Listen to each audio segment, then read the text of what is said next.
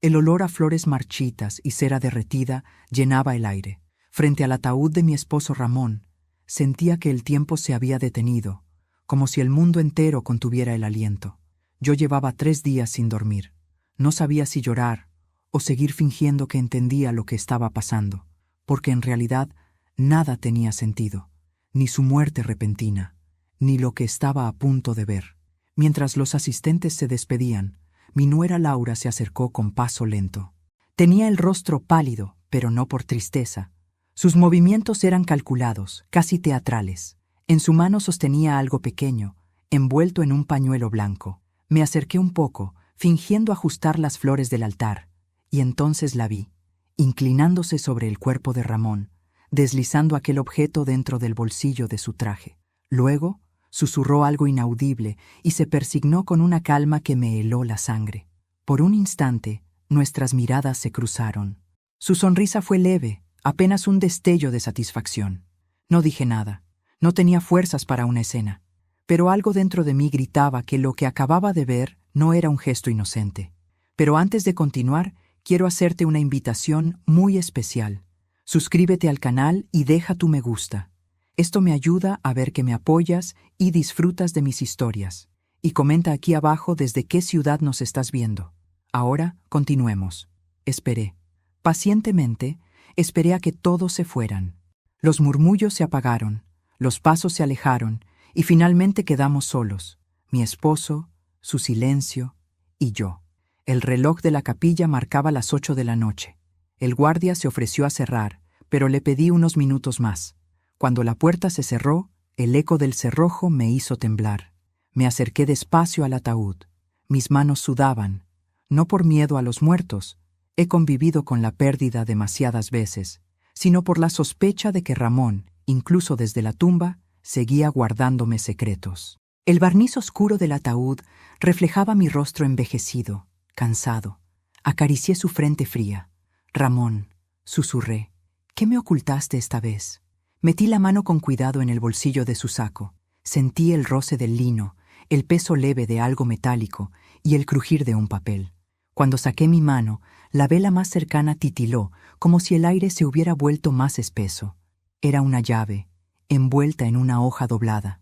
La nota tenía mi nombre escrito con la caligrafía de Ramón, para Estela. Mi corazón se detuvo. Desdoblé el papel. Solo una línea escrita a lápiz.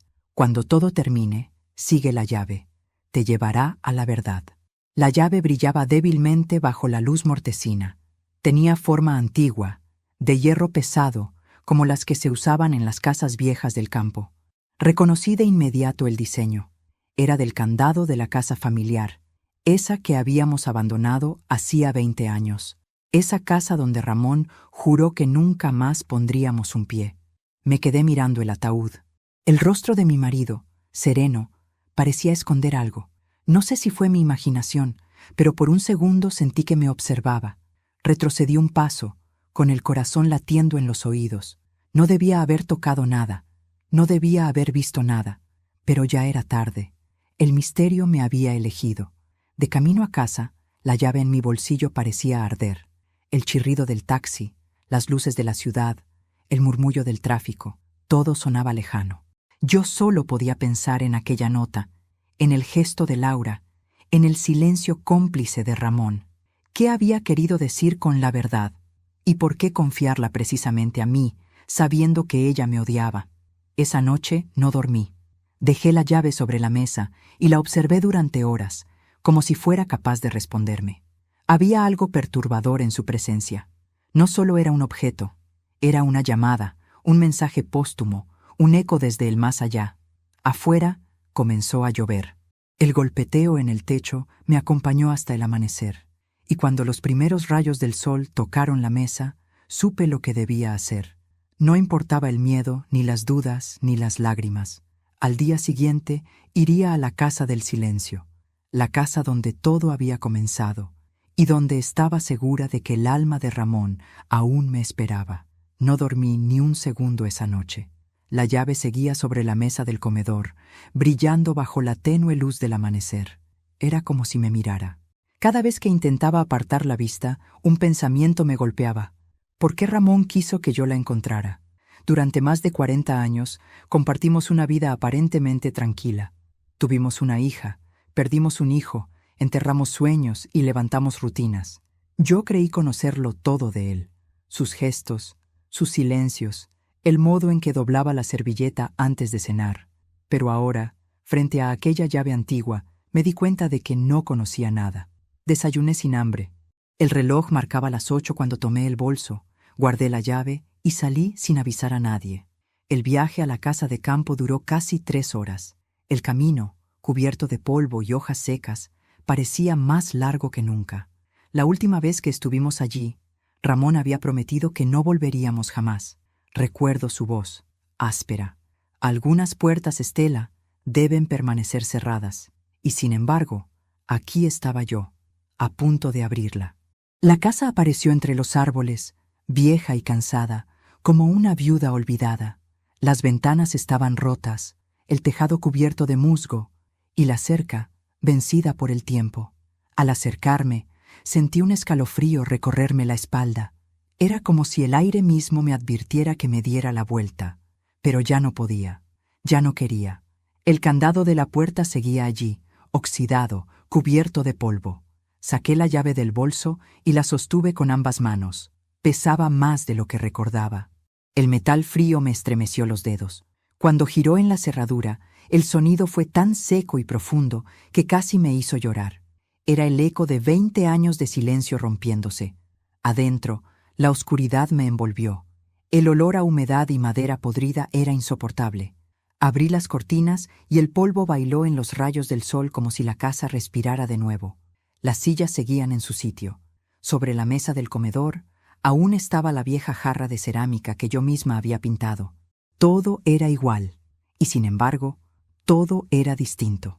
Caminé despacio, tocando los muebles, los marcos, las paredes. Cada rincón era un recuerdo que dolía. Allí, Ramón me enseñó a bailar un vals torpe una noche de lluvia. Allí juramos que el dinero nunca sería más importante que la paz. Y allí mismo comenzaron sus secretos. Subí las escaleras. El tercer escalón crujió, como siempre. Llegué al dormitorio. La cama seguía tendida, cubierta por una sábana amarillenta. Encima, un retrato nuestro, más joven, sonriendo con una felicidad que ahora me resultaba lejana. Pero algo llamó mi atención. Un armario cerrado con llave. El único mueble que Ramón nunca me permitió abrir. Me acerqué. La cerradura tenía la misma forma que la llave del ataúd. Mi corazón latía tan fuerte que me costaba respirar. Metí la llave. Giró lentamente. Y el clic resonó en toda la casa, como un disparo. Adentro no había ropa. Había una caja fuerte empotrada. De esas que se ocultan detrás de una falsa pared de madera.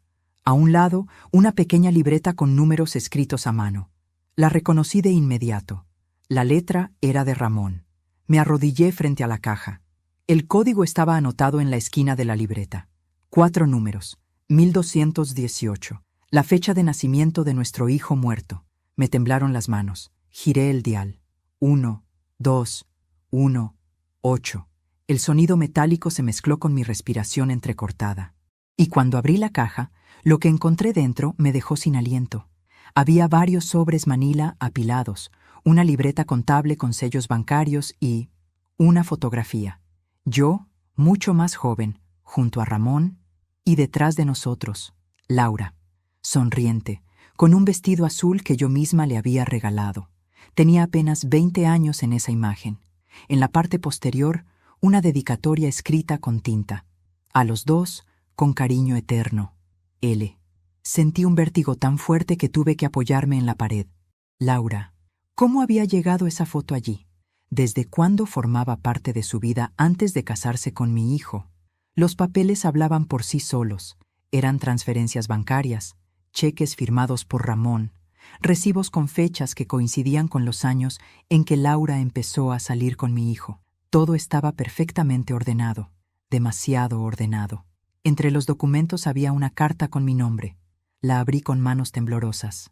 Estela, si estás leyendo esto, es porque Laura quiso que lo hicieras. No confíes en ella. Hay cosas que tú mereces saber y que yo nunca tuve el valor de contarte. Sentí que el aire se me escapaba del cuerpo. El papel temblaba en mis dedos. Miré alrededor, temerosa de lo que pudiera leer a continuación. Todo empezó el día que cometí el peor error de mi vida. El resto de la carta estaba manchado, ilegible. Solo quedaban 2 palabras claras al final. Perdóname. R. Me quedé sentada en el suelo, rodeada de polvo y mentiras. La llave, la foto, la carta, todo se mezclaba en un torbellino de traición. No sabía qué dolía más, la muerte de Ramón o la certeza de que no lo conocí jamás. Cuando salí de la casa, el sol ya se escondía detrás de los árboles. El viento movía las hojas secas como si murmurara mi nombre, y mientras guardaba la llave en el bolso, juré en silencio que no descansaría hasta descubrir qué clase de vínculo unía a Laura con mi esposo. Volví a la casa al amanecer. No podía quedarme quieta sabiendo que aquella caja había guardado los secretos más terribles de mi matrimonio. El aire de la mañana era frío, cortante. Las ramas de los árboles se mecían sobre el techo como si quisieran advertirme que me alejara. Pero ya no podía dar marcha atrás. La verdad me llamaba, y yo iba a responderle. Llevaba conmigo una linterna, una libreta y la carta manchada que había encontrado la noche anterior. Durante horas la había leído una y otra vez, buscando entre las manchas de tinta una palabra que me diera sentido. Todo empezó el día que cometí el peor error de mi vida. Esa frase me taladraba el alma. ¿Qué error? ¿Y qué tenía Laura que ver en todo eso? Al abrir la puerta, el silencio me envolvió por completo. Ya no era una casa, era una tumba. Cada rincón respiraba abandono. El suelo crujía con mi paso, y el polvo se levantaba como un alma inquieta. Me acerqué a la caja fuerte abierta. Todo seguía en el mismo lugar donde lo había dejado. La fotografía, los sobres, la libreta contable. Solo que esta vez me atreví a mirar con más detenimiento. Abrí el primer sobre. Dentro había recibos de transferencias hechas a nombre de Laura Méndez. La primera era de hace 16 años, fechas anteriores incluso a su boda con mi hijo. Mi respiración se volvió pesada. A esas alturas, ella apenas debía de tener 20 años. ¿Por qué Ramón le enviaba dinero entonces? ¿Quién era realmente para él? Abrí otro sobre, más recibos, algunos con anotaciones al margen: médico, viaje, escuela, y al final, un nombre desconocido: Proyecto Lucía. Eran cantidades grandes, demasiado grandes para un simple favor. En el tercer sobre encontré algo que me heló la sangre: una copia de un certificado de nacimiento, el apellido Méndez Andrade, el nombre Lucía, la fecha 1998. Mi hijo nació en 1980. Laura tenía 20 años en 1998. Yo no entendía nada, pero bastó una línea en tinta azul al pie del documento para destruirme. Reconocida por Ramón Andrade, padre biológico. Solté el papel. El aire se me fue del pecho. Sentí que el mundo se hundía bajo mis pies. Mi esposo tenía otra hija, una hija con la mujer, que después se convirtió en mi nuera. El silencio fue tan profundo que me dolieron los oídos. Me apoyé en la pared, intentando no caer. La cabeza me daba vueltas. Todo encajaba de golpe. Las miradas entre ellos, las cenas incómodas, las discusiones sin sentido. Yo siempre creí que eran coincidencias, caprichos del destino, pero el destino nunca fue tan cruel. Recordé un momento, unos meses antes de la muerte de Ramón. Habíamos discutido porque Laura insistía en visitarnos cada semana, incluso cuando mi hijo estaba de viaje. Decía que quería ayudarme con la casa. Ramón la defendía. «Es una buena muchacha, Estela», me decía. «Déjala venir». Y cuando yo protestaba, se enojaba de una forma desproporcionada. Ahora entendía por qué. No la veía como una nuera, la veía como algo que no tenía nombre, algo prohibido. Tomé aire y regresé al escritorio. Entre los documentos había otra carta, más reciente. El sobre estaba marcado con fecha de solo 2 semanas antes de su muerte. La abrí con el pulso tembloroso. «Laura, esto tiene que terminar. No soporto más las mentiras. Estela no debe enterarse. Te dejaré lo que te prometí, pero después de esto, no vuelvas a buscarme. Si lo haces, destruirás a todos». Mi visión se nubló. Me senté en el suelo y lloré por primera vez desde que lo enterré. No por la pérdida de un marido, sino por la pérdida de una vida entera construida sobre una farsa. El viento golpeó las ventanas, haciéndolas vibrar. El sonido me hizo alzar la mirada hacia el retrato de Ramón. Su sonrisa inmóvil, su traje perfecto, sus ojos que parecían mirarme desde otro mundo. Y entonces algo dentro de mí se quebró. Ya no era la mujer sumisa que lloraba en silencio. Era una viuda herida y una madre con un propósito. Mientras el sol descendía, tomé los documentos y los guardé en mi bolso. No podía permitir que nadie los viera todavía. Tenía que entender por qué Laura había puesto aquella llave en el ataúd. ¿Fue una advertencia? ¿Un juego macabro? ¿Una confesión silenciosa? Y sobre todo, ¿sabía mi hijo que su esposa era también hija de su padre? Esa pregunta me atravesó como un cuchillo. Si lo sabía, entonces todos estaban manchados. Si no lo sabía, estaba viviendo una pesadilla sin saberlo. De cualquier forma, el silencio ya no servía. La verdad debía salir a la luz, aunque quemara. Antes de irme, me detuve en el umbral de la puerta. El viento soplaba fuerte. Las hojas secas giraban en remolinos, levantando polvo y recuerdos. Me di vuelta y observé la casa una última vez. Sentí que me hablaba, que me decía que aún no había terminado. Cerré la puerta y giré la llave lentamente. El sonido del metal me pareció un suspiro. Miré la llave un instante, brillando en mi mano, y la guardé de nuevo en el bolso. Era mi única prueba, mi única arma. A partir de ese momento ya no lloraría, no rezaría, no dudaría. El silencio que cubría aquella casa ya no era solo del pasado, era el preludio de una guerra. No recuerdo cuánto tiempo estuve frente al espejo esa mañana. Mis ojos ya no parecían los míos. Estaban vacíos, pero atentos. Había pasado la noche revisando cada papel, cada fecha, cada firma. Y cuanto más leía, más claro se hacía que mi vida había sido una mentira cuidadosamente construida. Mi esposo no solo me traicionó, me borró. Y lo hizo con la ayuda de la única persona que yo había aceptado en mi casa como familia, Laura, mi nuera, la esposa de mi hijo, y, al mismo tiempo, la hija de mi marido. Decidí verla ese mismo día. Sabía que si la llamaba, pondría una excusa, así que fui directamente a su casa. El sonido de mis pasos sobre las baldosas del pasillo me dio una fuerza que no sabía que tenía. Toqué el timbre una sola vez. Ella tardó en abrir. Cuando lo hizo, estaba maquillada, vestida con elegancia y con esa sonrisa fingida que siempre me irritó. «Suegra», dijo, fingiendo sorpresa. «Qué gusto verla. Pase, pase». Entré sin responder. Olía a perfume caro y a mentira. La casa estaba impecable, pero fría, sin alma. Sobre la mesa del comedor había copas de vino y restos de una cena reciente. 2 copas, no una. «¿Esperas a alguien?», pregunté con voz tranquila. «Oh, no», rió nerviosa. «Vino una amiga anoche, nada más». Me senté sin pedir permiso. Saqué la foto del bolso y la dejé sobre la mesa, boca arriba. Ella se quedó helada.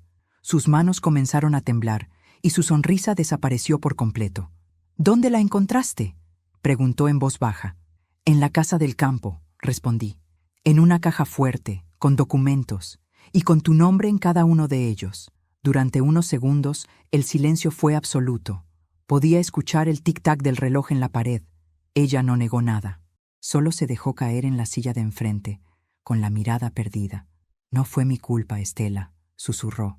«¿No?», le interrumpí. «¿Entonces de quién?». «De tu marido», dijo, levantando la vista, con un brillo de resentimiento en los ojos. «Él me buscó. Yo era joven, necesitaba dinero. Prometió ayudarme. Dijo que me veía como a una hija, y cuando todo se complicó, me hizo callar. Sus palabras eran cuchillos. Cada sílaba me cortaba la piel. Intenté mantener la compostura, pero las lágrimas se agolparon en mis ojos. «¿Y luego?», pregunté. «¿Luego qué pasó, Laura?».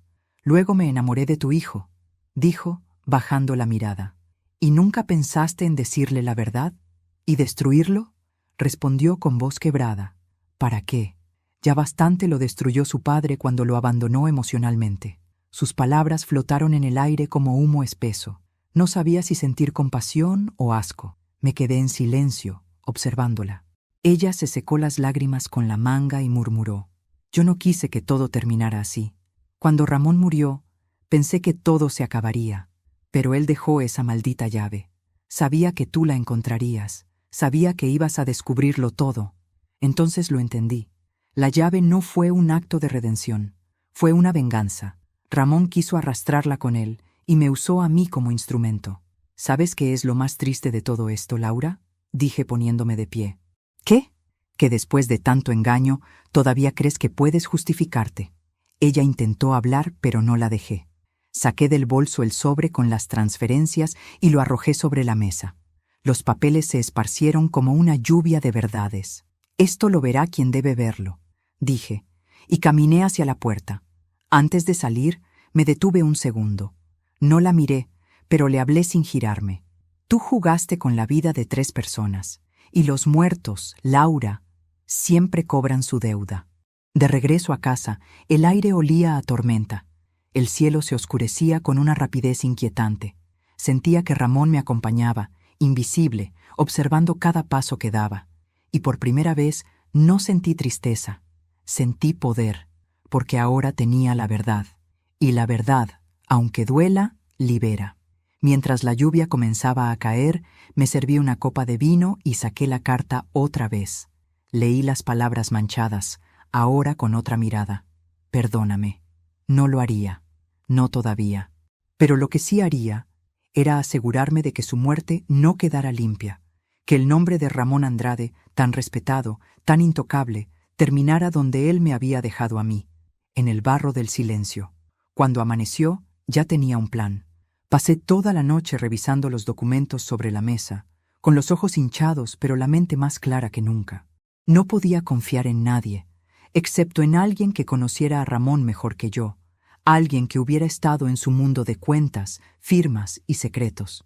Ese alguien era Héctor Morales, su amigo de juventud, notario jubilado, testigo de nuestra boda y guardián de más silencios de los que yo misma imaginaba. Llamarlo no fue fácil. La voz me temblaba. Cuando le conté que necesitaba verlo para revisar unos papeles de Ramón, respondió con un suspiro largo, cansado. «Ven a casa esta tarde, Estela», dijo, «y trae lo que tengas. Si Ramón dejó algo, es porque quería que tú lo vieras». La casa de Héctor seguía igual que siempre. Olor a tabaco, madera vieja y libros empolvados. Era un hombre de 80 años, pero su mente seguía afilada como un bisturí. Cuando le mostré los sobres, levantó las cejas y se ajustó los lentes. «Mira nada más», murmuró. «Transferencias al extranjero, firmas de Ramón, sellos bancarios. Esto no es un simple desliz, Estela. Esto es una red». «¿Una red?», pregunté con el corazón acelerado. «Sí», respondió él, hojeando los papeles. «Ramón movía dinero desde hace años. No por evasión ni por avaricia, sino por algo más personal». Lo observé en silencio mientras analizaba las hojas una por una. Sus dedos pasaban lentamente sobre las firmas, las fechas, los sellos. De pronto, se detuvo en una línea y frunció el ceño. «Mira esto». Señaló una cuenta a nombre de Lucía Méndez, abierta en Panamá, con depósitos periódicos. «Esta cuenta no pertenece a Laura», dijo. «Es de alguien más». «Lucía», susurré. Encontré ese nombre en un documento. «Lucía es el centro de todo», afirmó Héctor. «Si seguimos su rastro, entenderás por qué Ramón nunca te lo contó». Mientras él escaneaba con calma los números, yo observaba las fotografías en la pared. Héctor y Ramón jóvenes, sonrientes, con copas de vino y trajes impecables. Una vida entera de negocios, acuerdos y favores. ¿Cuánto poder tenían?, pensé. ¿Y cuánto se corrompe el alma cuando el poder se convierte en refugio? «Estela», dijo él, sacándome de mis pensamientos, «hay algo que necesito preguntarte. Dime, ¿estás segura de querer saberlo todo?» «Sí», respondí sin titubear.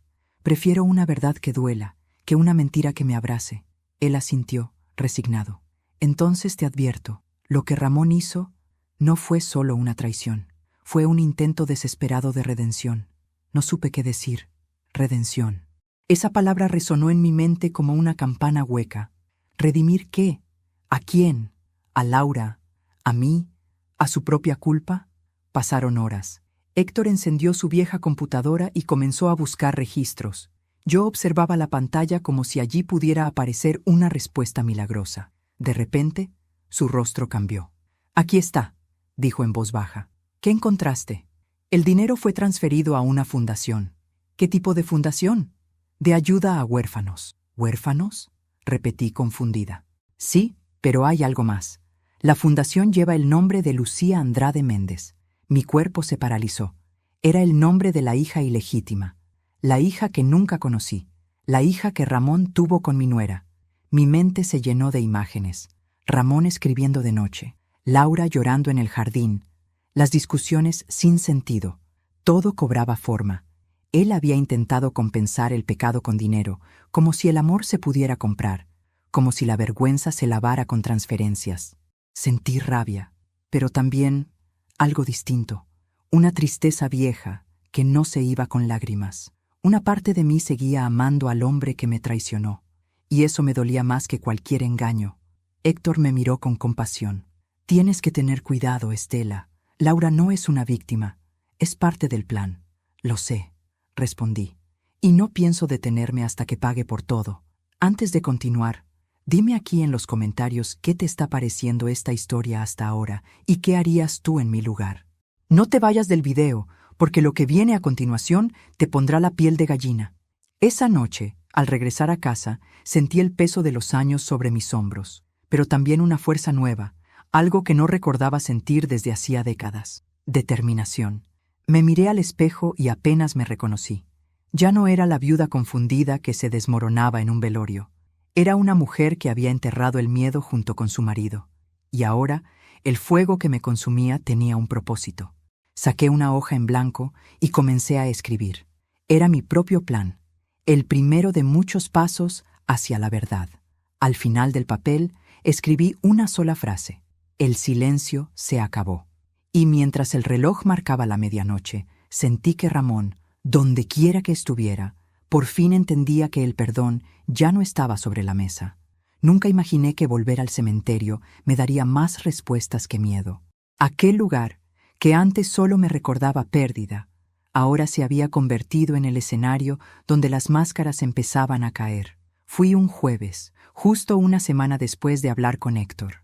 Llevaba flores blancas, no por amor, sino por respeto a lo que alguna vez fue verdadero. El cielo estaba gris y el aire olía a tierra húmeda. Caminé despacio entre las lápidas, sintiendo el crujir de las hojas secas bajo mis zapatos. Cada nombre grabado en mármol me recordaba lo efímero que es el orgullo. Y cuando llegué a la tumba de Ramón, me detuve. La piedra estaba limpia, demasiado limpia, como si alguien la visitara con frecuencia. Dejé las flores y me arrodillé. «No sé si me escuchas, Ramón», susurré, «pero vine por lo que me debes, la verdad». El viento sopló y las flores se movieron como si respondieran. Fue entonces cuando escuché pasos. Me escondí detrás de un ciprés. A lo lejos, dos figuras se acercaban. Reconocí la voz de Laura al instante. Su tono suave, calculado, ese que usaba cuando quería parecer compasiva. Pero el hombre que la acompañaba no era mi hijo. Era Carlos Herrera, antiguo socio de Ramón. Un hombre que había desaparecido del mapa hacía más de una década, justo cuando comenzaron los movimientos extraños de dinero. «No te preocupes», decía él. «Nadie sospecha nada». «¿Y la vieja?», preguntó Laura con frialdad. «Estela no representa una amenaza. Está ocupada llorando». Laura soltó una risa seca. «Ojalá, pero esa mujer no es tan tonta como parece. Encontró algo». Mi corazón se detuvo. Carlos se giró hacia ella. «¿Qué dices?» «La llave. Ramón la dejó en el ataúd. Creí que no la notaría, pero la encontró». Hubo un silencio tenso. Luego él respondió con voz dura. «Entonces tendremos que acelerar las cosas. Si llega a descubrir lo de la cuenta, estamos perdidos». Sentí un frío recorrerme la espalda. Estaban hablando de la fundación, del dinero, del secreto. Y lo hacían con la naturalidad de quien conspira sin culpa. Laura, mi nuera, la mujer que un día me abrazó fingiendo respeto, hablaba de mí como si fuera un obstáculo que debía eliminar. Mi respiración se volvió inaudible. Me mantuve oculta, conteniendo las lágrimas, hasta que ellos se marcharon.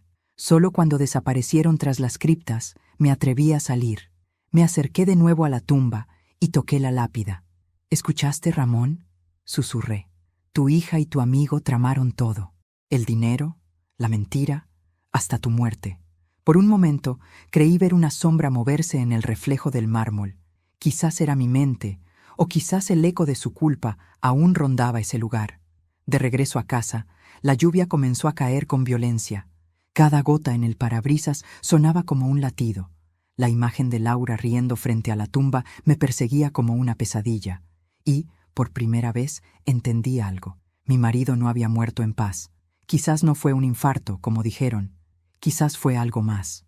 Encendí la lámpara del escritorio y extendí los documentos sobre la mesa. Ahora los veía de otra manera. Las fechas, los sellos, los nombres, todo formaba una línea, una ruta hacia la verdad. Ramón movía dinero, Laura lo ayudaba y Carlos lo blanqueaba. Pero había un detalle. Las últimas transferencias se hicieron después de la muerte de Ramón. Eso significaba que alguien tenía acceso a sus claves, a sus cuentas, a su firma. Y solo 2 personas podían haberla tenido: Laura y Carlos. Llamé a Héctor esa misma noche. «Necesito que me ayudes a comprobar algo», le dije. «¿Qué cosa?» «Quiero saber quién usó las cuentas de Ramón después de muerto». Él guardó silencio un momento. «Estela, eso no es fácil. Requiere tiempo y contactos». «Hazlo», respondí firme. «No me importa el precio». Colgué sin decir más. Esa noche no dormí. El trueno resonaba afuera, pero dentro de mí ya no había miedo, solo fuego. El fuego de quien ya no busca respuestas, sino justicia. A la mañana siguiente, me senté frente al retrato de Ramón. Sus ojos parecían distintos ahora, más vacíos, más humanos. Saqué la llave del bolso y la coloqué junto al marco. «Todo lo que callaste va a salir a la luz», le dije. «Y cuando termine, ni tu hija ni tu cómplice podrán esconderse detrás de tu nombre». Encendí una vela y observé la llama. El reflejo bailaba sobre el vidrio del retrato, como si él aún respirara. Y juré en voz baja que la próxima vez que pisara ese cementerio, no sería para llorar, sería para cerrar cuentas. Invité a Laura a almorzar como si fuera una reconciliación. Lo digo así porque la verdad es que hice que sonara amable y sincero por fuera. Por dentro, todo era estrategia. La llamé con voz temblorosa, como quien busca consuelo, y le dije que la necesitaba para ordenar unos papeles de la casa. Ella aceptó con la habitual sonrisa que siempre piensa ganar antes de empezar la partida. Quedamos a la 1 en mi comedor, el lugar donde tantas veces había servido con amor y donde ahora iba a servir verdad con la misma mano con que antes daba sopas. Preparé la mesa con calma. No quería que sospechara nada. Puse el mantel blanco, la vajilla de siempre y el florero pequeño con claveles que sabía que le gustaban porque los veía en sus redes sociales. En la cocina, cociné algo simple: sopa de pollo y arroz blanco, comida de consuelo que la haría bajar la guardia.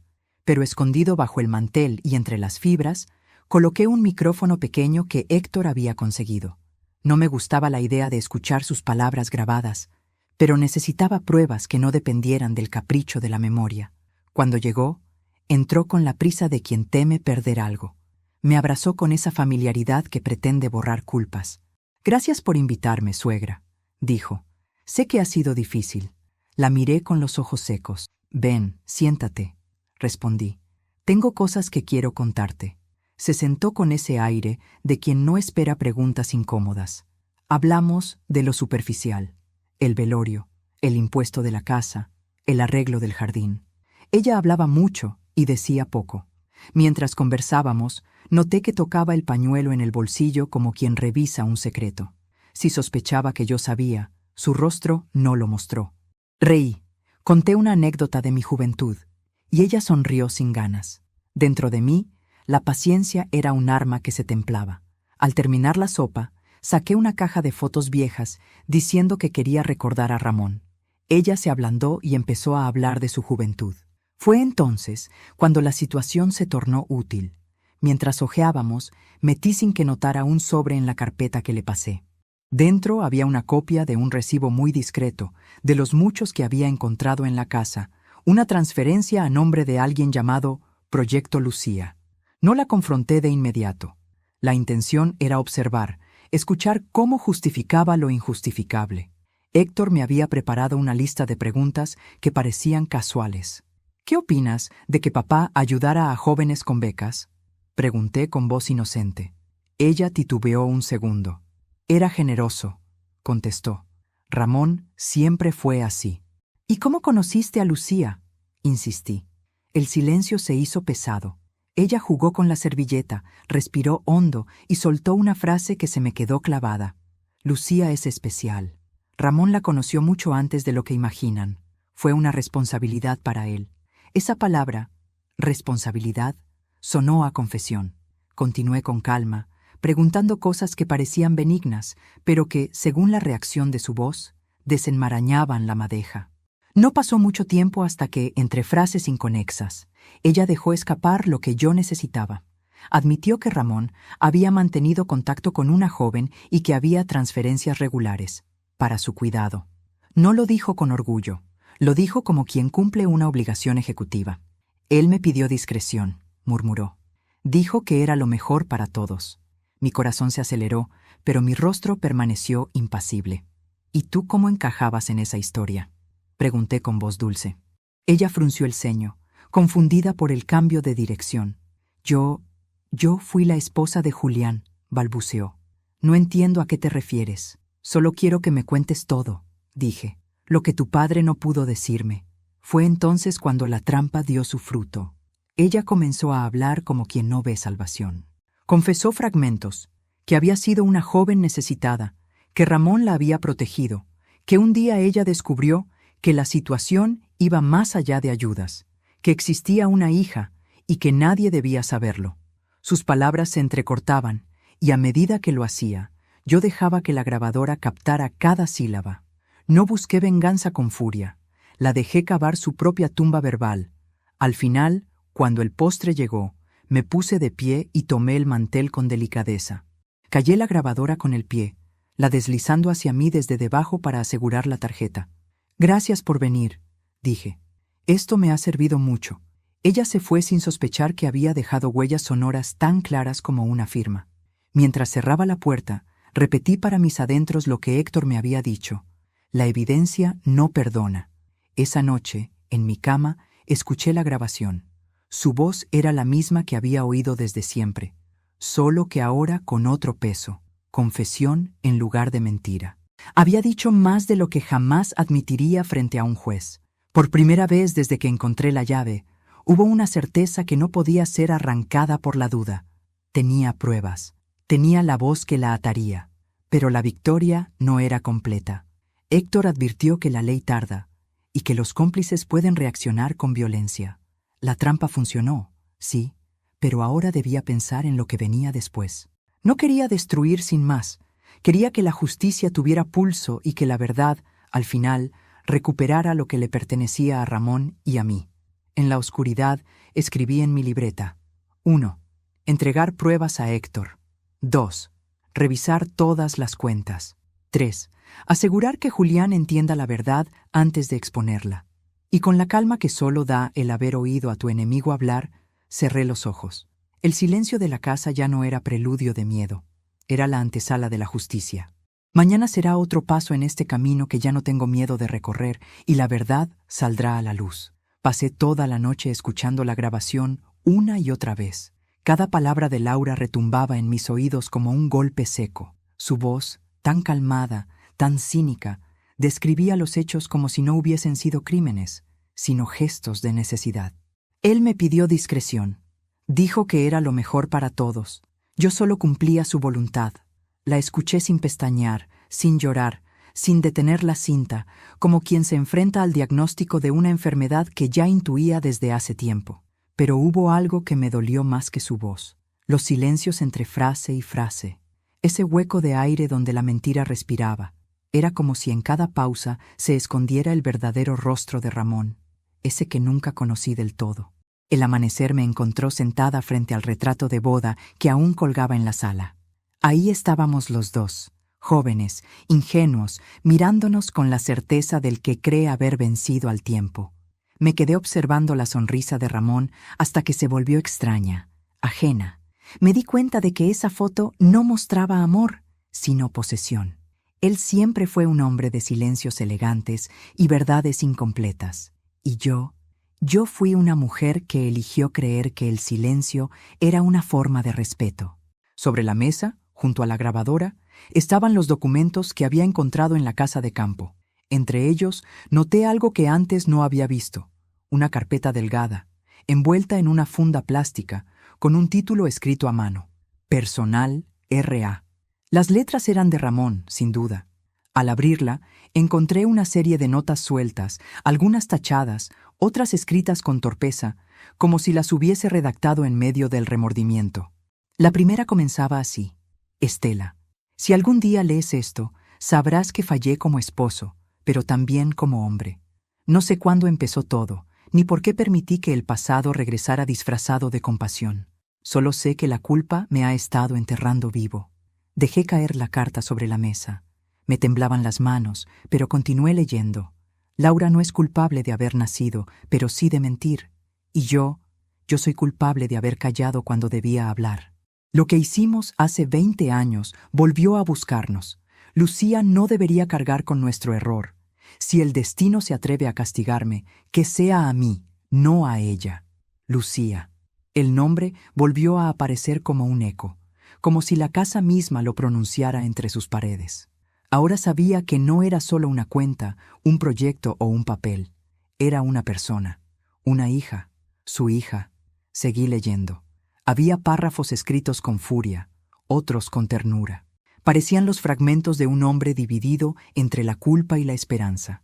Quise confesarlo tantas veces, Estela, pero cada vez que te miraba, tu pureza me callaba. Tenías una forma de creer en mí que era peor que cualquier castigo. No soportaba destruirte. Así que te mentí, una y otra vez. Cerré los ojos. No quería seguir, pero algo dentro de mí me obligaba a continuar, a entender la magnitud de su pecado. El día que supe que Laura se casaría con Julián, intenté detenerla. Le pedí que se alejara, que buscara otra vida, pero ella se rió. Dijo que así el pasado se borraría para siempre, que nadie sospecharía si la verdad se mezclaba con la familia. Yo le creí, o quise creerla, y el precio fue mi alma. Un escalofrío recorrió mi cuerpo. La tinta estaba corrida en algunos fragmentos, como si lágrimas hubieran caído sobre el papel. Quizás las suyas, o quizás la humedad del tiempo. Pero había algo más. Una última hoja doblada en 4, escrita con letra apresurada. Si muero antes de decírtelo, no me llores, Estela. No lo merezco, pero encuentra la llave. Ella te llevará a lo que no pude enfrentar. No busques venganza. Busca verdad, aunque duela. La verdad es lo único que puede liberarte de mí. Solté el papel y me quedé mirando el vacío. Las palabras «liberarte de mí» resonaron dentro como un disparo. Durante tantos años había sentido que mi vida giraba alrededor de Ramón, como si sin él no existiera un propósito. Ahora entendía que su amor fue una jaula decorada con promesas, y que su muerte no me había dejado sola, me había dejado encadenada a su culpa. Salí al patio para respirar. El cielo estaba cubierto de nubes densas, el aire frío mordía la piel. Pensé en Laura, en cómo había heredado la astucia de su padre, en cómo había aprendido a sobrevivir usando el dolor de los demás como moneda. Pero también pensé en Lucía, en esa niña que creció sin saber que su sangre estaba manchada de secretos. No sabía si odiar o compadecer. Solo sabía que el silencio había durado demasiado. Esa tarde fui a ver a Héctor. Llevé las cartas conmigo. Él me recibió con el mismo gesto sobrio de siempre, pero su mirada se nubló al ver los papeles. ¿Son de Ramón? Sí, respondí. Y dicen cosas que nadie más debería leer. Le conté todo. La hija oculta, la relación con Laura, las transferencias, la cuenta a nombre de Lucía. Héctor me escuchó sin interrumpir. Solo se quitó los lentes y se quedó mirando la ventana. Lo sospeché alguna vez, dijo al fin, pero no quise creerlo. Ramón era demasiado orgulloso para admitir un error así. No fue orgullo, Héctor, fue cobardía. ¿Y qué harás ahora? Terminar lo que él empezó. Él me observó, con una mezcla de respeto y tristeza. No olvides que en toda venganza hay un punto en que uno se vuelve igual que el culpable. No busco venganza, le respondí. busco descanso. De regreso a casa, la noche cayó sin estrellas. Encendí las velas del altar que aún mantenía en la sala. Por primera vez, no recé por Ramón, recé por mí. Dios, si existe el perdón, enséñame a usarlo sin perder la memoria. Si existe la justicia, hazla llegar por mis manos, pero sin que mi alma se pudra en el intento. Mientras la cera se derretía, las llamas proyectaban sombras que parecían moverse solas sobre las paredes. Y entonces lo sentí, un murmullo, una presencia, el eco de Ramón. No era voz, ni sonido, era un recuerdo que regresaba, una energía que pesaba en el aire. Por un instante, lo vi sentado en su sillón, con el periódico en las manos, su rostro cansado, su mirada gris. Me observaba, como si esperara que dijera algo. «Ya sé todo, Ramón», le dije en voz alta, «todo. Y no sé si darte las gracias por dejarme la llave o maldecirte por haber callado tanto tiempo». La figura pareció desvanecerse en la penumbra, pero el peso en mi pecho disminuyó. Quizás fue mi imaginación, o quizás, de algún modo, había logrado escucharlo. Me senté otra vez en el escritorio. Saqué las cartas, las extendí sobre la mesa y les prendí fuego una por una. El humo llenó la habitación con un olor dulce y amargo, como si las palabras de Ramón se negaran a desaparecer del todo. Las cenizas cayeron sobre el mantel, formando manchas grises. En una de ellas, las letras parecían dibujar algo sin sentido, hasta que me di cuenta, era la inicial L, Laura, Lucía, las dos nacidas de la misma culpa. Tomé la llave, la observé bajo la luz de la vela. Era el último vestigio de su silencio. Pensé en arrojarla al fuego, pero no lo hice. Aún tenía un propósito. Todavía no había terminado. Esa noche, al acostarme, soñé con Ramón. Estábamos en la casa de campo. Él estaba frente a la ventana, de espaldas, mirando el bosque. Cuando se volvió, no era el hombre envejecido que recordaba, sino el joven que me prometió una vida sin mentiras. Tenía los ojos tristes. Me extendió la mano. «Perdóname, Estela. No puedo». «Entonces haz lo que tengas que hacer». «Ya lo estoy haciendo». Desperté con el amanecer. El cielo tenía un tono gris perla, y el canto de los pájaros sonaba distante, como si viniera de otro mundo. Me levanté con una decisión nueva. La historia de Ramón debía morir con dignidad, y si la justicia terrenal no alcanzaba, yo misma me encargaría de escribir su final. Guardé la grabación, las copias de las transferencias y la llave en una caja de madera. Encima dejé una nota. Cuando todo esto termine, esta caja será mi última palabra. El eco de Ramón seguía allí, no en el aire, sino dentro de mí. Ya no me susurraba arrepentimiento, me impulsaba. Era como si su voz, desde la oscuridad, dijera: «Termina lo que empecé, Estela. Líbrame de mí». Y así lo haría, no por él, sino por mí. Nunca fui una mujer de venganzas. Siempre creí que el tiempo se encargaba de poner a cada uno en su lugar. Pero el tiempo se volvió cómplice del silencio, y el silencio verdugo de mi paz. Así que esa mañana, cuando me miré al espejo y vi mis ojos tranquilos, entendí que la justicia no siempre llega del cielo. A veces llega servida en la mesa, como un plato frío, acompañado de vino y de una sonrisa. Héctor me ayudó a preparar cada detalle. Él, con su mente legal y su corazón cansado, me enseñó cómo hacer que la verdad tuviera forma y peso. Me entregó una carpeta con documentos certificados, transferencias, firmas, correos impresos, la transcripción de la grabación y una copia legalizada de la carta de Ramón. Todo estaba listo, solo quedaba el momento. Invité a toda la familia a almorzar. Les dije que quería cerrar el duelo y brindar por la memoria de Ramón. Julián aceptó encantado. Laura, por supuesto, fingió emoción. Su voz por teléfono sonó melosa, casi afectuosa. «Ay, suegra, qué lindo gesto. Ramón se sentiría orgulloso de usted». Yo sonreí al colgar. Si supiera lo que se sentiría en unos días, no habría aceptado venir. La mesa estaba servida como en los viejos tiempos.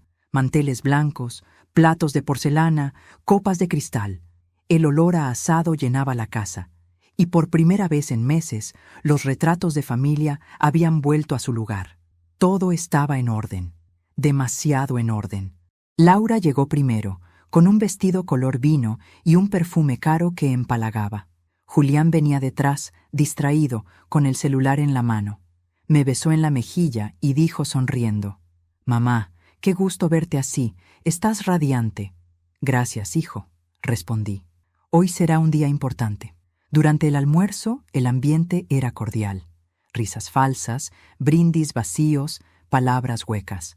Laura se reía de cada anécdota que contaba mi hijo, intercalando gestos de cariño y miradas de triunfo.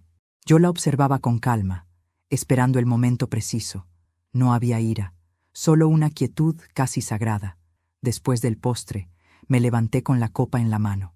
«Quiero decir unas palabras», anuncié. El silencio cayó sobre la mesa.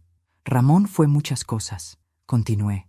«Un buen padre, un hombre trabajador, pero también un hombre de secretos». Vi cómo Laura apretó la servilleta con fuerza. Julián me miró confundido. «Durante meses he intentado entender por qué se fue sin despedirse de verdad», dije. «Y por qué, antes de morir, quiso dejarme una llave». Saqué la llave del bolso y la sostuve frente a todos. Esta llave abrió la puerta de la casa del campo, y con ella abrí también la verdad. Dejé sobre la mesa un sobre cerrado. «Ahí dentro», proseguí, «está lo que Ramón nunca se atrevió a decirnos, pero yo no creo en los secretos eternos». Laura se levantó. «No sé qué está insinuando, Estela». «No estoy insinuando», respondí. «Estoy mostrando». Saqué la carpeta que me había dado Héctor y la abrí despacio. Dentro, los documentos brillaban como cuchillas. Extendí las copias frente a mi hijo. «Estas son las transferencias que tu padre hacía a una cuenta extranjera». «¿Y eso qué tiene que ver con...?» balbució Julián. «Tiene que ver con que esa cuenta estaba a nombre de Laura, y también con que parte del dinero fue usado para mantener a una niña llamada Lucía Andrade Méndez». El color se le fue del rostro. Laura se tambaleó. «¡Miente!», gritó. «Todo eso es mentira». «Entonces explica esto», dije, y presioné play en mi teléfono. La grabación empezó a sonar. Su voz llenó la habitación. «Lucía es especial. Ramón la conoció mucho antes de lo que imaginan. Él me pidió discreción. Era lo mejor para todos». El silencio que siguió fue insoportable. Solo se oía el tic-tac del reloj y la respiración entrecortada de Julián. Laura intentó acercarse a él, pero él retrocedió, con una expresión de horror. «¿Qué estás diciendo?», susurró él, con los ojos llenos de lágrimas. «Tu esposa, hijo», dije con voz serena, «no solo fue la amante de tu padre, también fue la madre de su hija». Laura gritó. «Eso no es cierto. No puedes probarlo». «Ya lo hice», respondí. «Los documentos, las fechas, las cartas y la voz. Todo está aquí». Ella cayó en la silla, temblando. Julián se quedó inmóvil, mirándola como si la viera por primera vez. Su mundo, igual que el mío, acababa de romperse. No hubo escándalo, no hubo gritos, solo silencio. Un silencio tan puro que dolía. Me levanté despacio y tomé la carpeta. «Ramón murió con culpa», dije. «Pero yo no pienso morir con mentiras. He entregado copias de todo esto a los abogados y al banco. Las cuentas serán congeladas. La Fundación Lucía Andrade Méndez pasará a manos del Estado. Y ustedes ya no tendrán dónde esconderse». Laura intentó hablar, pero no le salieron las palabras. Julián se llevó las manos al rostro. «Mamá», murmuró, «¿por qué no me lo dijiste antes? Porque necesitaba que lo vieras con tus propios ojos. Porque hasta que no se rompe el espejo, uno no sabe lo que refleja». Me acerqué a él y le acaricié la cabeza. «No tienes culpa, hijo.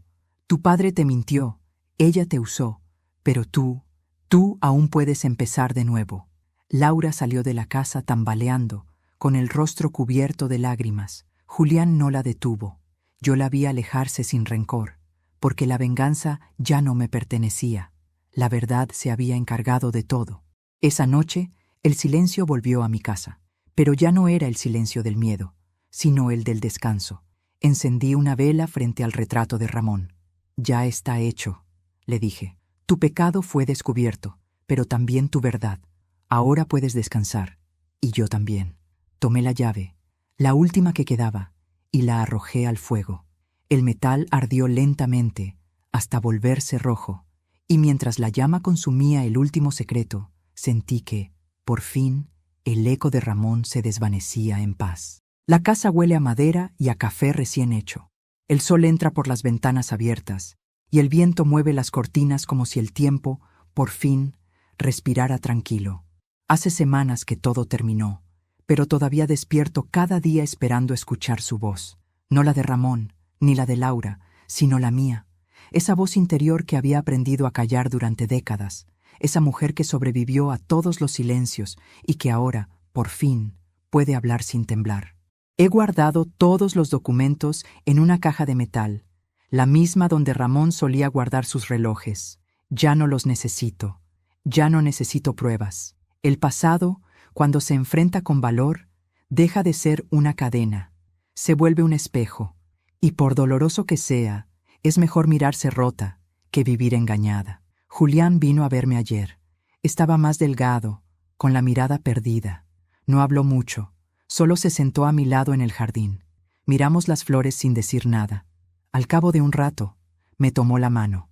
«Mamá», dijo con voz baja, «no sé cómo perdonarlos». Le apreté los dedos. «No lo hagas», le respondí. «No todos merecen perdón, pero tú sí mereces paz. No confundas una cosa con la otra». Nos quedamos en silencio, escuchando el canto de los pájaros. Era la primera vez, desde el funeral, que el silencio no dolía. Solo estaba ahí, llenando los huecos que antes ocupaban las mentiras. Desde que todo salió a la luz, Laura no ha vuelto a aparecer. Su nombre se borró de las redes, de los círculos sociales, de la vida misma. Dicen que se fue del país con lo poco que le quedó. No la odio, ni siquiera me alegra su caída. Aprendí que el odio es un fuego que nunca se sacia, quema a quien lo alimenta, no a quien lo merece. Y yo ya tuve suficiente fuego en mi vida. A veces pienso en Lucía, la hija de Ramón y de Laura. No sé si sigue viva, ni dónde está, ni si alguna vez escuchó mi nombre. Pero en el fondo de mi corazón, deseo que haya crecido lejos del veneno que la engendró, que haya encontrado en otro lugar lo que yo perdí en el mío, la inocencia de creer que el amor basta para salvarnos. He vuelto a la casa del campo. Sí, esa misma que me dio miedo la primera vez que abrí la puerta. Ahora la estoy restaurando. Las paredes, antes grises, vuelven a tener color. Las ventanas, limpias, dejan entrar la luz sin vergüenza. Y cada tarde, mientras pinto o barro, hablo con Ramón. No con rencor, sino con esa mezcla de tristeza y ternura que solo queda cuando el amor muere de causas naturales. «¿Sabes, Ramón?», le digo a veces, «no fuiste un monstruo, fuiste humano. Y eso es lo que más duele, porque los humanos traicionan sin querer, aman mal, callan cuando deberían hablar y piden perdón cuando ya nadie los escucha. Su foto sigue sobre la chimenea, pero ya no me observa, o al menos ya no me pesa. Aprendí que el duelo no termina el día en que uno deja de llorar, sino cuando puede mirar al pasado sin querer cambiarlo. En el pueblo, la gente me mira con respeto, no porque sepan toda la historia, nadie la sabe completa, sino porque intuyen que algo en mí cambió. Ya no camino encorvada, ni hablo con voz temerosa. Ahora camino recta, con paso sereno, y cuando me saludan, sonrío con los ojos. He vuelto a cocinar, a tejer, a leer por las noches y a escribir. Sí, escribir. Lo hago cada mañana, antes del desayuno, no para recordar, sino para entender. Hay algo liberador en poner en palabras lo que antes era un nudo. Escribo sobre la soledad, sobre la edad, sobre el cuerpo que cambia y la mente que no olvida. Escribo para otras mujeres como yo, que un día fueron silenciadas, ignoradas, reemplazadas o usadas como decorado en la vida de alguien más. A veces me llegan cartas del público, personas que vieron mi testimonio en los noticieros o que escucharon de mi historia. «Gracias por no callar», me escriben. «Yo también encontré mi llave». Y entonces entiendo que mi dolor no fue inútil, fue semilla. Una noche, mientras cenaba sola, pensé en algo que Ramón escribió en su última carta. «La verdad es lo único que puede liberarte de mí». Lo comprendí por fin. No hablaba solo de su traición, sino de todo lo que representaba. El miedo, la dependencia, el deseo de ser amada a cualquier precio. Yo no era libre mientras necesitara explicaciones. Ahora ya no las necesito. Lo que pasó, pasó. Y eso basta. Apagué la luz y me senté frente al fuego. El sonido de las brasas me hizo pensar en mi madre, que solía decir: las mujeres no envejecen, se vuelven fuego lento. Cuánta razón tenía. El fuego lento no destruye, transforma, cocina, calienta, renueva. Y eso soy ahora, fuego que no quema, pero ilumina. Un mes después, recibí una carta sin remitente. Dentro, una sola hoja. Gracias por no destruirme. L. Era la letra de Laura. La leí una vez y la guardé sin rabia. Por primera vez, entendí que la venganza perfecta no deja ruinas, deja lecciones, y cada quien carga las suyas. Héctor me visita de vez en cuando. Jugamos ajedrez, tomamos té, hablamos poco. Él dice que mi historia debería publicarse, que serviría de advertencia y consuelo. Yo sonrío, tal vez algún día. Por ahora, prefiero que siga siendo mía. A veces, mientras cae la tarde, me siento en el porche y miro el horizonte. El sol se esconde detrás de los pinos y el cielo se vuelve naranja, como si el día se despidiera con calma. En esos momentos me gusta pensar que Ramón está allí, en algún lugar donde los que fallaron siguen intentando comprender el amor, y que me mira con orgullo, no por haberlo perdonado, sino por haber sobrevivido a él. La vida, a mis 65 años, no me debe nada. Yo tampoco le debo a nadie. He amado, he perdido, he odiado, he llorado, y sobre todo, he aprendido a quedarme en mi casa, en mi piel, en mi verdad. Ya no tengo miedo del silencio, porque ahora me pertenece. Es mío, mi último refugio, mi paz. Esta mañana planté un rosal en el jardín. Hacía años que no tocaba la tierra con mis propias manos. Mientras cubría las raíces, pensé en todo lo que crece bajo el suelo antes de hacerse visible.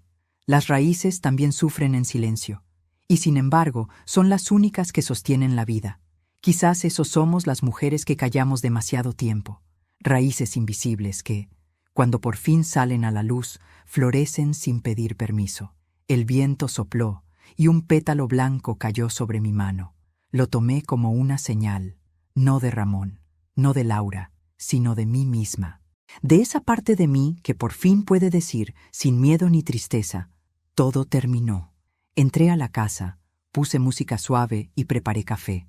El aroma llenó el aire como una promesa, y al tomar el primer sorbo, supe que la historia de Estela Andrade no había sido una tragedia. Había sido una resurrección. Soy Estela Andrade, y esta fue mi historia. Si te conmovió, te invito a suscribirte al canal, a darle me gusta a este video y a comentar aquí abajo desde qué ciudad nos estás viendo. Tu apoyo mantiene viva esta comunidad de historias reales, de mujeres que se niegan a ser silenciadas y de corazones que, aún rotos, siguen teniendo el valor de contar su verdad.